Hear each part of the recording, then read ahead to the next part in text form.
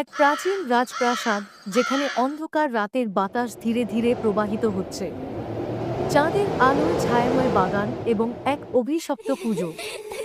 রাজকুমারী নীরা রাজকীয় পোশাক পরিহিত কুঁজোর ধারে দাঁড়িয়ে আছে। তার চোখে ভয়ের ছায়া, কানে ভেসে আসছে চাপা ফিসফাস, ফিরে এসেছি। প্রতিশোধ, সত্য প্রকাশ করো। পাশে দাঁড়িয়ে আছে তার বিশ্বস্ত দাসী মাধুরী, যার মুখ আতঙ্কে ফ্যাকাশে। অন্ধকারে আবির্ভূত হয় বৃদ্ধ তান্ত্রিক বৈদ্যনাথ, হাতে জ্বলন্ত প্রদীপ, চোখে রহস্যময় দৃষ্টি। সে ইশারা করে কুয়োর জলের দিকে। ধীরে ধীরে কুয়োর জল ঘোলাটে হতে থাকে। ভেসে ওঠে অতীতের দৃশ্য। এক দাসী কুঁজোর ধারে সাহায্যের জন্য চিৎকার করছে, তার গায়ে রাজকীয় শাড়ি, চোখে করুণ আরতি। তারপরে হঠাৎ করেই নীরার সামনে উপস্থিত হয় এক অশরীরী আত্মা, ধোঁয়াশার মতো স্বচ্ছ, চোখে অশ্রু, ফিসফিসিয়ে বলছে, আমি মুক্তি চাই।